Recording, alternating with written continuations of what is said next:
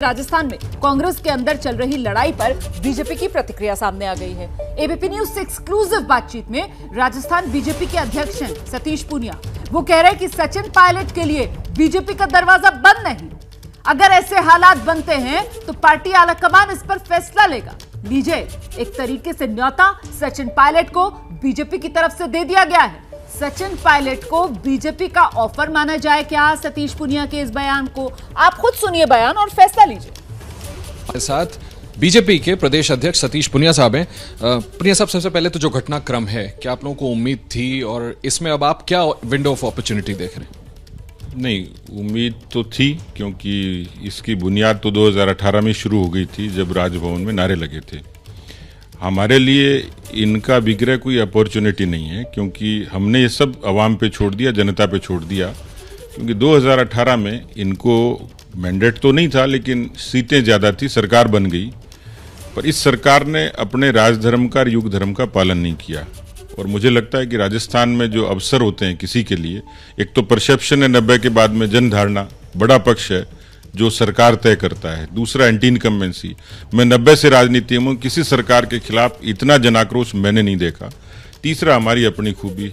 हम उनकी कमजोरी पर नहीं जा रहे, हम तो अपनी खूबी से आएंगे। लेकिन ये जो हुआ, इससे राजस्थान की जनता का बड़ा नुकसान हुआ है। इन्होंने किसानों से वादा खिलाफी की, बेरोजगारों से वादा खिलाफी की, महिलाओं के विरोध में ये लोग हैं, युवाओं के बिल्कुल विरोध में हैं। कुल मिलाकर विरासत में एक ऐसी सरकार अशोक गहलोत छोड़ के जा रहे हैं कि जो न तो कांग्रेस को कभी आगे बढ़ने देगी, और राजस्थान की तरक्की के लिए उन्होंने जो अवरोध पैदा किया, मुझे लगता है कि उसको भी कवर करने में हमें समय लगेगा। पूनिया साहब, दो खेमों में बट गई है कांग्रेस। राजस्थान की बात करूं, दिल्ली छोड़ दीजिए, पायलट खेमा और गहलोत खेमा। क्या अब ये उम्मीद है कि भाई अगर सरकार गिरने की स्थिति भी होती है, तो मैंने देखा कि कुछ बीजेपी के नेता राष्ट्रपति शासन की मांग कर रहे थे, क्या आपको लगता है इस पर विचार होना?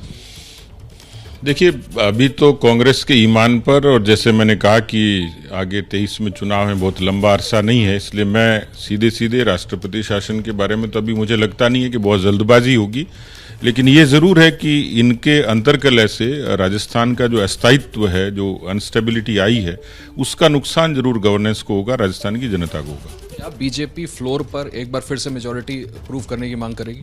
अभी आवश्यकता नहीं है, क्योंकि अभी जुमा 4 दिन और बचे, इनके 8 महीने 6 महीने की सरकार है। तो हम तो चाहेंगे कि 2023 में मैदान में मुकाबला हो जाए। अभी विजय जी आपसे पूछ रहे थे, सचिन पायलट से सहानुभूति है आपको?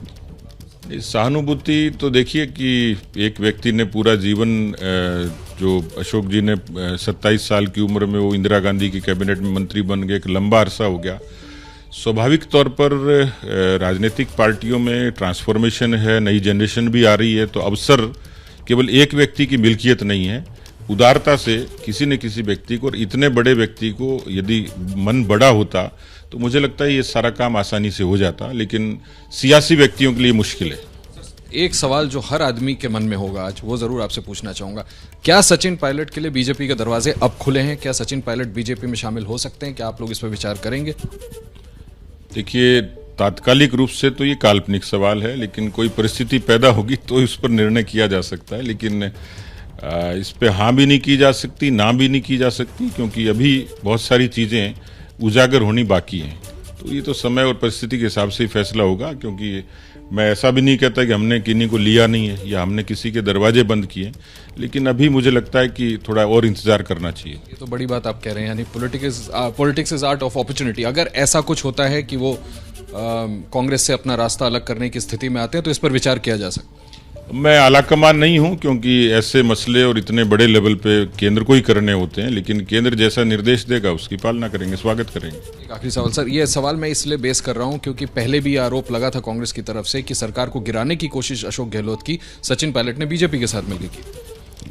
नहीं, देखिए, वो तो पहले भी कांग्रेस में थे, आज भी कांग्रेस में से हैं। पीसीसी के चीफ थे, डिप्टी चीफ मिनिस्टर थे, उन्हीं की पार्टी ने उनको बर्खास्त किया था, उन्हीं के खिलाफ राजद्रोह का मुकदमा लगाया था। तो बीजेपी सीन में कहीं नहीं थी। आज भी जो हो रहा है उसमें बीजेपी कहीं नहीं है। बीजेपी पे तो तोहमत लगती है। यदि कोई टूटना चाहेगा तो हमारा फर्ज थोड़ी है रोकने का, कोई गिरना चाहेगा तो उनको बचाने का ठेका हमारा नहीं है।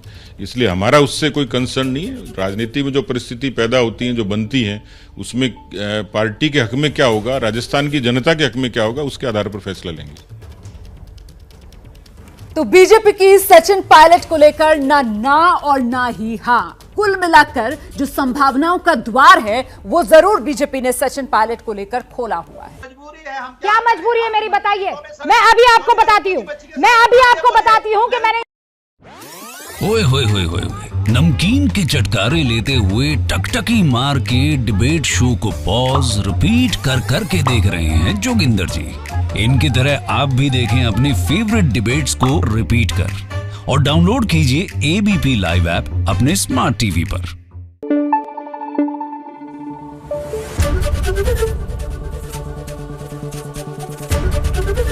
एबीपी न्यूज आपको रखे आगे।